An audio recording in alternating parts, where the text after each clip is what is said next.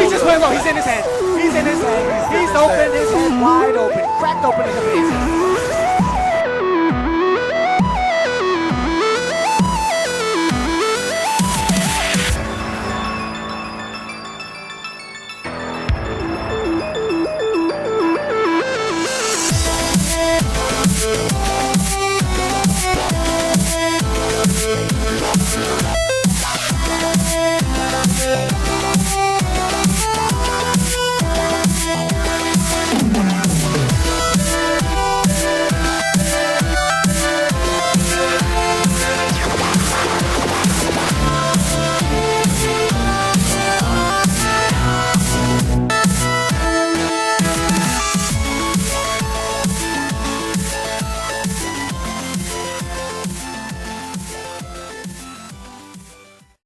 Hey, what's going on, guys? It's Mario Man 2100 back again with another episode of How's My Team. Off the top, I gotta apologize about my voice. It sucks. I am sick at the moment, and also going to the game also probably didn't help my voice. But I have almost lost it on Friday night. It's Sunday morning now, but I've been sick with a sore throat for pretty much a week. And I also got a cough, so I apologize. I'm trying to work around this as best I can, but it's going to be hard. I'm already losing my voice as is. It's been pretty bad the last couple of days, especially Friday. Was starting to lose it earlier on Friday, and even in Thursday a little bit as well. Was not doing that well, and my throat is sore, so I got a Strepsils in, which obviously, if you guys don't know. Strepsils in America. It's just a lozenge to help with sore throats and stuff like that. It's like medication in a similar way, but it's to help with sore throats and stuff like that. Trying to get back on the mend. Also having cough medicine, and being sick sucks, and it's not very often I get sick during the year. But usually when I do, it usually hits me like a truck, and this time it's a few things happening all at the same time, and almost losing my voice for the first time in a long time, if not the first time in my life. So we're going to try and push through this. We've got to talk about 3 games. Obviously, I went to one of them. We're going to talk about that. We're going to talk about the Titans as well. We've got a lot to talk about, so let's get started, and let's try and do this as quickly as possible so I don't lose my voice in the middle of recording. So we've got to start with the game on Friday night with the Giants and the Swans, Sydney Derby, Battle of the Bridge, whatever you would like to describe it as. Obviously, went to this game, bought tickets, was right at the back on the top stand, was right on the last row. So I don't know if they call it the nosebleed section, but I think that's what they call it. But while I was there at the game, I did end up buying some more merch. So I bought myself a hoodie. That was pretty cool. Bought myself a scarf as well. It's also got the patch for the team on it. Where are we? Just there. With the logo and with obviously the name, and then obviously since I had a voucher, since I'm a member, I got a free gift, and it was a drink bottle, which I know that some people will say that is lazy when it comes to free stuff, but I do need drink bottles. I haven't actually got one, and I might actually use that for something. So but that hoodie is actually a medium. I'm usually a large in wearing a lot of shirts and a lot of jumpers. I think the other hoodie that I've got, I've had since like 16. It still fits me, which is really weird because I would think that it wouldn't, but it does. So the atmosphere was immense at this game, and it ended up being the Giants who got the win in a roller coaster of a derby. And they won by 44 points against the Sydney Swans, 102 to 58. So I will say the start of the game looked very bad. The first half looked terrible for the Giants, and they were really slow out of the blocks. And Sydney were locking it down pretty well. Because it ended up being 15 goals, 12 to the Giants, 8 goals, 10 to the Swans. But in the first quarter, it was 1 goal, 2 to the Giants, to 3 goals, 5 for the Swans. Swans then exploded to 7 goals 8 in the second quarter, whereas the Giants scored 3 goals 4. So they ended up only getting 2 goals 2 in the second quarter. And then a blitz come on. 9 goals 3 compared to 1 goal. Yes, I said that right. 9 goals 3 to the Giants to 1 goal for the Swans, and flipped the entire script in the entire game upside down. So they ended up having 12 goals 7 to 8 goals 8 in the third quarter. It was insane to watch. The atmosphere was electric for that, and you could definitely tell the crowd was getting behind each and every single goal, that were getting closer to the Swans, because the Swans were up by, they ended up scoring 50 points in the first half, which means, yes, they scored 8 points. 8 points in the second quarter, the Swans. So obviously they finished with 2 behinds in the last quarter, compared to 3 goals and 5 behinds for the Giants, which ended up giving the winning score of 44 points to the Giants in Derby, Sydney Derby 31, Battle of the Bridge 31, and it was incredible. It was incredible to watch. Obviously, if I can show you some video, I have the video downloaded from my Snapchat, because I put it on my Snapchat stories rather. Sorry, lozenge didn't help there. Tongue got twisted quite a lot.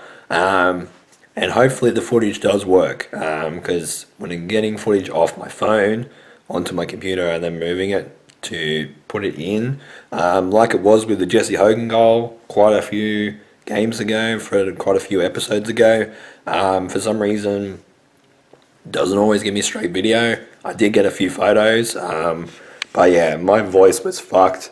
Sorry about that. I just had an eyelash in my eye. But yeah, my voice was pretty fucked, and yeah, by the end of it, it was probably midnight, almost by the time I got home. I think obviously we went to a motel. Didn't get any photos of the motel room that we were staying in. It wasn't a very big room. Two beds in a room with a small shower and a toilet and a basin, and that's about it. Obviously, it had a fridge as well, but apart from that, that was it. Yeah, wasn't obviously, it was like a budget thing, but Dad was the one that ended up getting the accommodation. I was the one that bought tickets and ended up buying some merch as well. So in essence, that moved us up to 5th, but we are now in 6th with all the other games being played out, and all the teams that needed to win actually won. So Hawthorn won on Thursday. They moved up to 4th. At that point in time, we moved up to 5th, obviously by percentage. And then the Western Bulldogs, Fremantle, Gold Coast in a big win over the Brisbane Lions in the Q Clash. That's the big one. And Geelong beat North Melbourne. Fremantle obviously won in the Western Derby. The Western Bulldogs obviously won their game against Essendon, and the Adelaide Crows. This is a big one. Well, probably not the biggest one of the weekend, but it's definitely one of the big ones. Adelaide move up to the top of the table at the moment. Obviously, Collingwood has still got to still got to play against Richmond. Most likely will win that game, so they'll move up as well. But they'll only move up one position, obviously, because Adelaide are at the top at the moment, with percentage being the difference over Collingwood. But your top 8, which sucks for the Western Bulldogs, because obviously every other team in front of them won as well, and they needed to win. So they did win, but obviously all the other teams that were in the top 8 also won in front of them. So them vying for that spot in the bottom of the 8 didn't help with all those teams winning, including the Giants, which it didn't look like the Giants were going to win. But that third quarter turnaround was immense. I could not believe watching that live, I couldn't believe it. Like, I wasn't really yelling during the game. I yelled, like, I obviously yelled a little bit, but my voice obviously was going at that point anyway, so anything that I was doing was affecting it as well as my sore throat. But yeah, a pretty healthy percentage booster as well, 118.4 now, which obviously Fremantle got a decent win as well, so they moved up to 111.7. So we're still in front of two teams in the top eight. Fremantle, obviously, and the other one is the Brisbane Lions, because they got a massive hit to their percentage. I think it was 66 points, I think it was, in the Q Clash, which is huge for the Suns, because obviously they've still got that game in hand against Essendon, which obviously we've got to work out where that goes, because obviously their last round, round 24 of the season, has not been worked out in terms of times, in terms of games right now. But I would imagine if they're going to play two games in the same week, because the way that it's set up is that the Gold Coast Suns play on the Saturday and the Essendon, I believe, play on the Friday on the week before in round 23. So I think there is a possibility. Obviously, the Suns play the Giants at home at People First Stadium, which obviously is in the Gold Coast. It could be a 4-day break between both of their next games. Like, I would imagine you could possibly, if they market it, like if the AFL can market it in a way it's like a super weekend of football where they have a game on the Wednesday, which obviously will be the Gold Coast and Essendon game, because I think that Gold Coast don't play until the Sunday, I think, or they could put their last game on the Sunday. Of the round 24 clashes, and have Essendon also play on the Sunday as well, because obviously Essendon are way out of the contention of finals. Obviously they're in 15th right now, 14th rather, but very dangerous to slip into the bottom four. Obviously they got the Swans next week, so that's going to be interesting for them. But yeah, they can slip into the bottom four if St Kilda win today against Melbourne.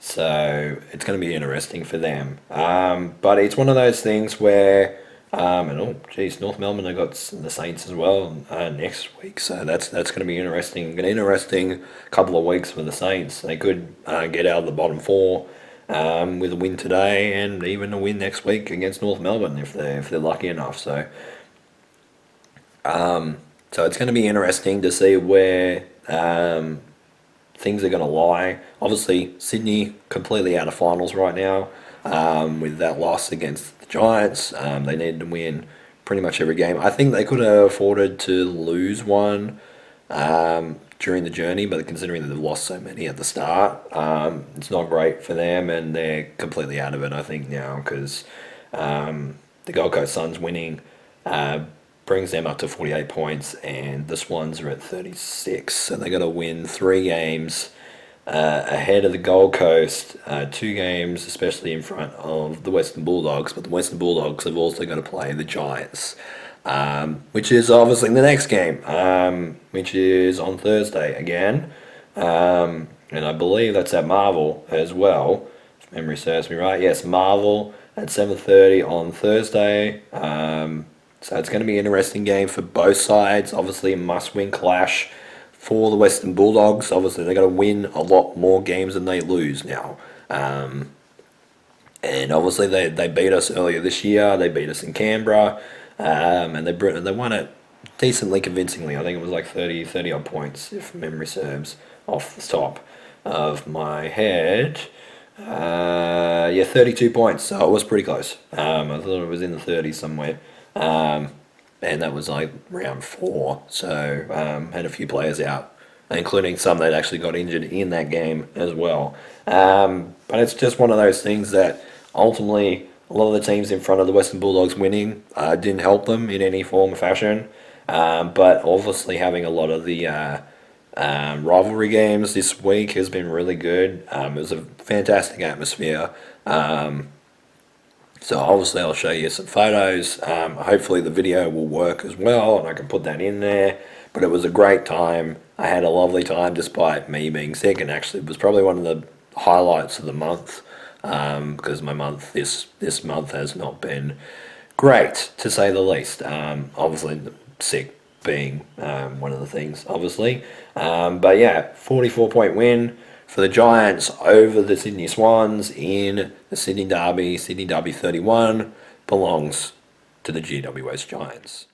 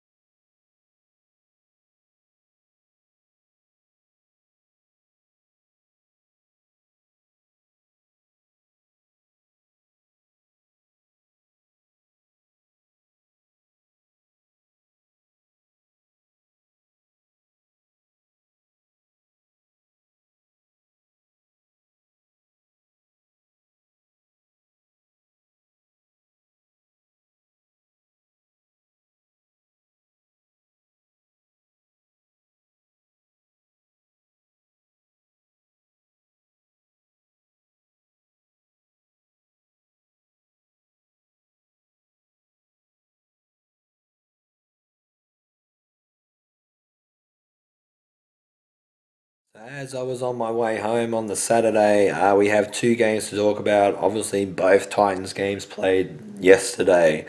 So we're going to talk about the women first because they were the first game, and it was a win to the Titans women's team, 20 points to 10 over the Warriors, away from home in Auckland. So two wins on the trot for the Titans, which is great. They got to a pretty extensive lead at the start. I think it was like 10 points to have a look back.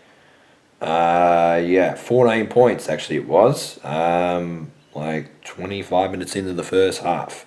And then at half time, I think it would end up being 14-4. Obviously, Jamie Chapman scored in the second half. It was our only try, obviously, in the second half. The Warriors obviously scored two. To make it interesting, obviously the conversion didn't get made. Although they only scored once. Sorry, I've seen two videos and I was like, I feel like that's two tries, but no, one of them is the conversion. So yeah, pretty extensive game. For the Titans women, I did go back to watch the highlights for the game. And they played relatively well. They got into a few breaks that didn't actually end up in converting to points. Again, like they have been even the last couple of weeks when they were losing as well in the first two rounds. They had a few breaks, obviously, in those games, especially in the second half. And it just couldn't contribute to points. But it's one of those things where ultimately that this team right now at the moment. It's just trying to find this stride right now. So the Titans move up to 8th. I think obviously the Tigers and the Sharks have still got to play yet. They got to play a little bit later. So the Tigers actually play the Sharks. So if the Sharks win, they will obviously jump the Titans. So the Titans will only move up to 9th.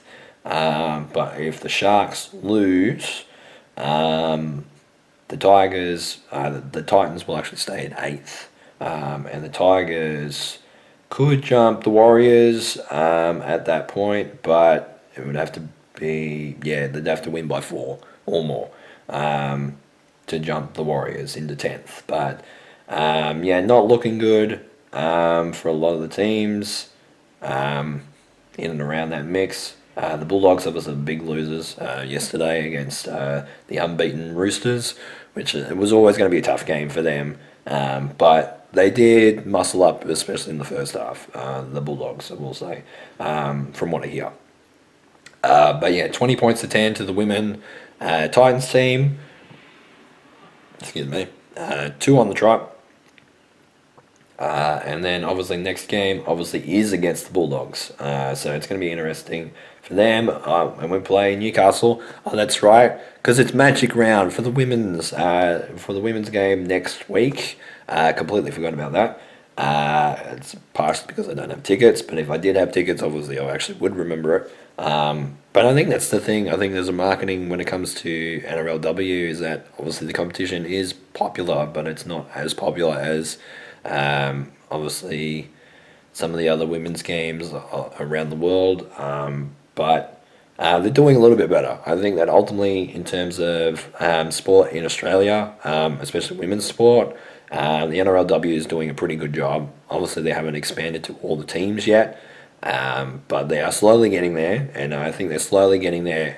The slow approach has actually been really good for them. Obviously, they're up to 12 teams this year, which is the first time, obviously, they've done that. But I do like the fact that the Warriors obviously come back into the competition, because obviously they were there at the start, and then they gave up their position around the pandemic, obviously in 2020, because obviously they couldn't travel with restrictions being up and that. So they dropped out of the competition, which obviously opened the door for the Titans to come in, and Newcastle to come in, and Parramatta Eels to come in as well in the competition. So I appreciate them for what they did.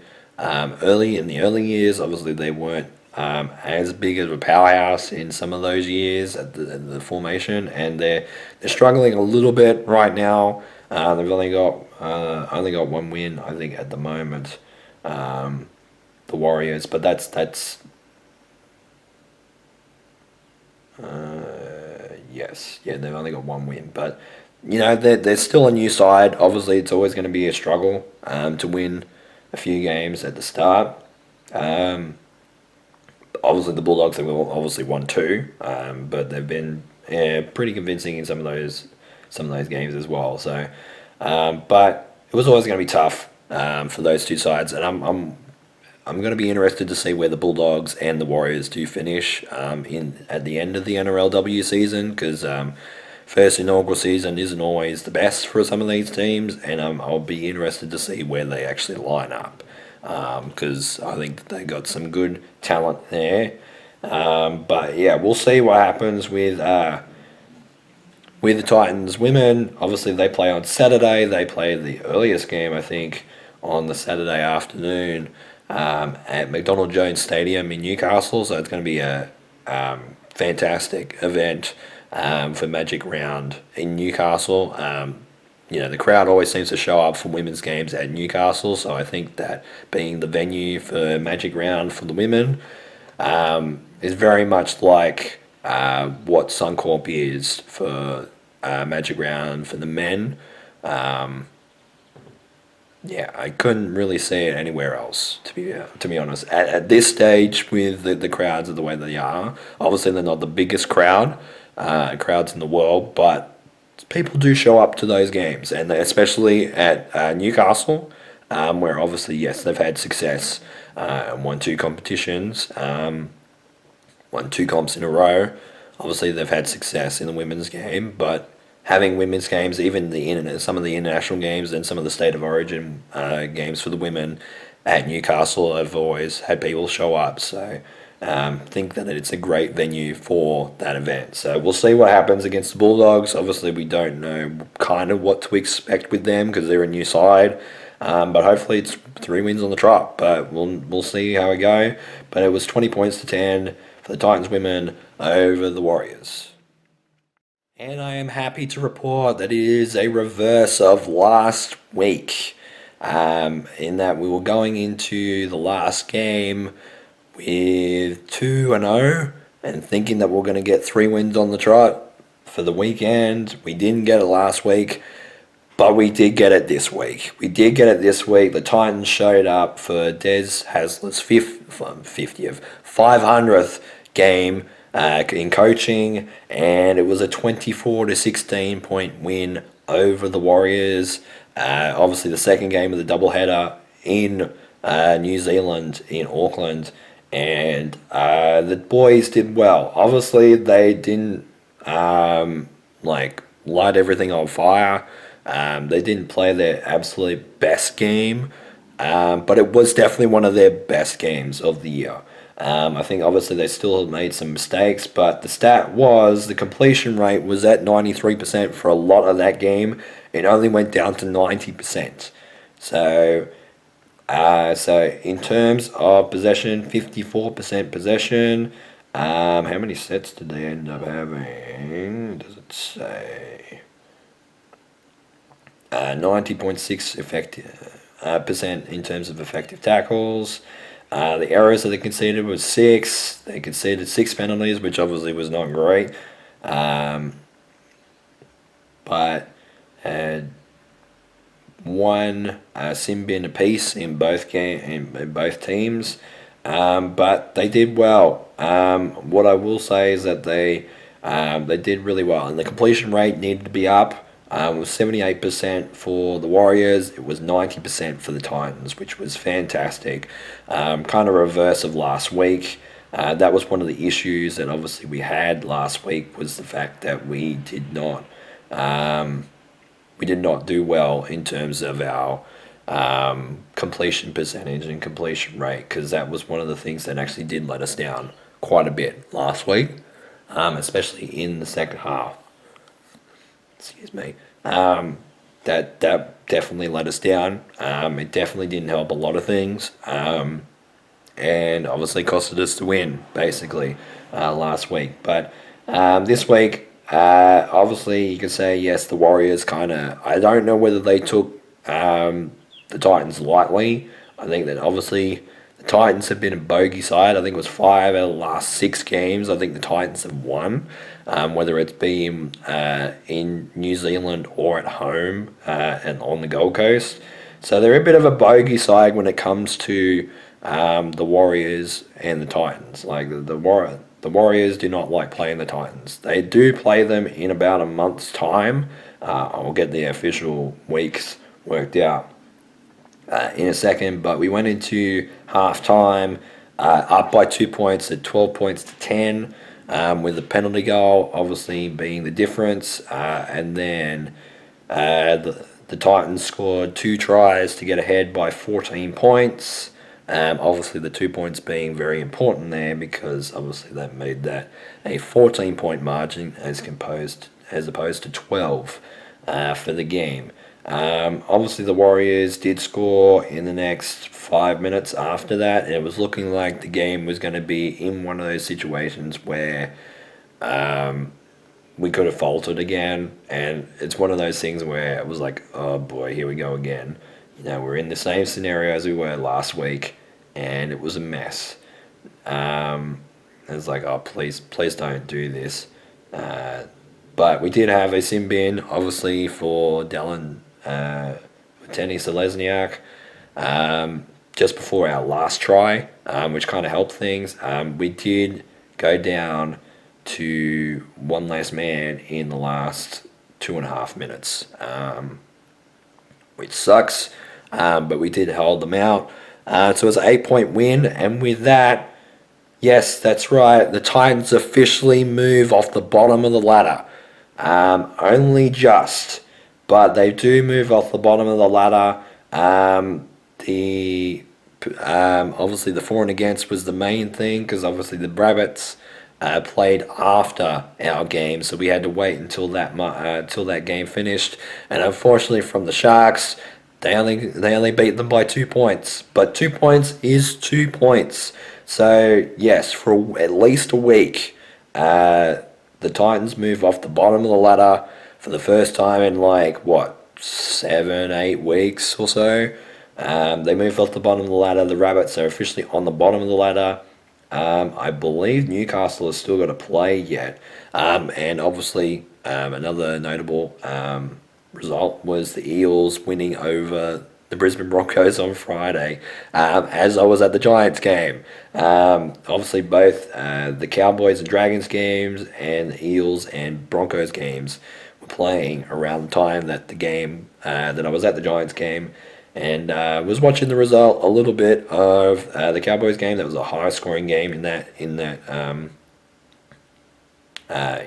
contest. It was pretty close. It didn't look like it was going to be close. It ended up being decently close. I think they only won by 10 points, but that was really close for the majority of the second half, which it didn't look like it was going to be.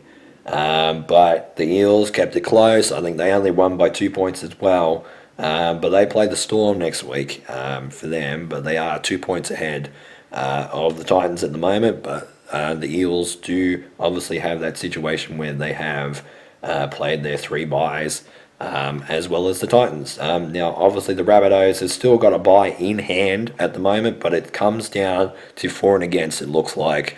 And obviously, in the next few games, for the Titans, it's going to be very interesting to finish the season.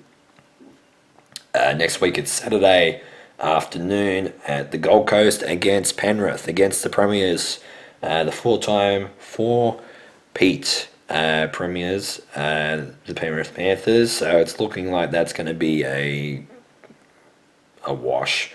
Basically, the Panthers are up to 5th. They're looking to look into the top 4. Especially with teams around the mix, kind of losing around that mix. Now, obviously, the Warriors have got the Dolphins next week. The Dolphins should be fit and ready to go because they had the bye this week. So it's going to be interesting for them. Obviously, the Bulldogs are still going to play against Manly today in a repeat of the 1995 Grand Final and obviously last year's Elimination Final as well. But I think the Canberra have also got to play Newcastle today. So Newcastle are on the same points in terms of the Titans and the Rabbitohs at the moment. Obviously the Eels have 18 points. But they're for and against, they'd have to lose by 50 today. Or actually, they'd have to lose by 60 to drop under the Titans, because the Titans have got 149 in the minus, whereas Newcastle have minus 90. But again, in saying that, Canberra, I think, just had the week off last week, so they should be rested up and ready to go. But yeah, it's going to be interesting against, obviously, the Panthers next week. Then it's the Spoon Bowl the week after against the Rabbitohs. On the Gold Coast, so we've actually got a back-to-back game, back-to-back weeks at home for the Titans. Then we play the Sharks, and then we play the Warriors at home. So I think we play the Sharks at Shark Stadium, which obviously Shark Park, and then we play the Warriors at home. So we play them in about a month's time, in 4 weeks, in about a month. And then we finish off with the Dolphins and then the Tigers at home as well. So there is games in the mix that we can win. Obviously, looking at the Rabbitohs game and the Tigers game is probably the two games that probably will matter for the Titans to make sure that they do not get the wooden spoon. Because you're looking at those two games and getting a little bit of an appetizer. Obviously, the Spoon Bowl being for the Rabbitohs as well. And especially if we have a situation where a lot of the players don't come back for the Rabbitohs, it is a game that we can pick up points on. And hopefully we can. It is a Sunday game as well, so it'll be making it very interesting. Yeah, but it is the earlier game on Sunday as well, which is great. And then obviously that Tigers game is the Saturday in September. So it's going to be interesting as well. But yeah, with the extra bye, obviously for the Rabbitohs, it makes it very interesting that they do have to win against the Titans. So whatever team loses that game is most likely going to get the wooden spoon. You would think in that game in 2 weeks' time against the Rabbitohs and the Titans. Now, obviously, yes, Newcastle could fall off, and I don't know who they're playing. They're obviously playing Canberra today, but I don't know who they're playing outside of that to see if they can avoid. Obviously, the Tigers are in around that mix as well. Obviously, they're 2 points ahead of the three teams at the bottom, which obviously Newcastle, the Titans, and the Rabbitohs. But the Tigers and the Eels are right there in the mix down the bottom. And the Dragons are also there as well. It's just that their for and against is a lot better.